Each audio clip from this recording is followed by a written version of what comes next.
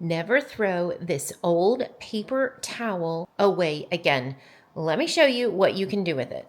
You're going to take your paper towel and we're going to go ahead and cut down the center so it's open like this. And right here I have a hanger. You can use any hanger that you have. Now this hanger is like a velvety hanger and we're going to use that today. What we're going to do is take that hanger, we're going to place it inside of our paper towel holder just like that. And then I have some tape right here. I'm gonna measure about the length of that paper towel holder. And then take your tape and we're gonna line it just here on the paper towel. Now I'm leaving a little bit left so you can see some of that tape right there so that we can attach this other side just like that. And you can even tuck in the corners if you made your tape just a little bit too long.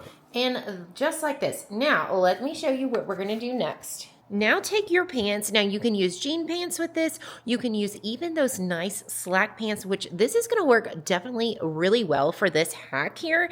Now, what we're gonna do is you're gonna go ahead and put your jeans on your hanger, just like you would if you were hanging up jeans. And then I'm just gonna slide them on just like normal. So make sure it's all lined up perfectly just like this. And there you have your jeans. Now, why are we doing this? We're doing this because this is gonna help prevent those wrinkles on your jeans when they are sitting, especially since summer is coming up. The jeans just kind of sit in your closet, and when you bring them back out, they're gonna have those creases, and this kind of helps prevent that. Let me know down below what you think about this hack and give it a thumbs up. Want to know what to do with your old bread clips? Click on the video link right here.